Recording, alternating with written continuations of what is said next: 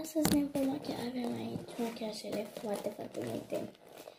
Și ne vom machia în câteva secunde. 3, 2, 1 și mă veți vedea machiată. Mergem de machiaj.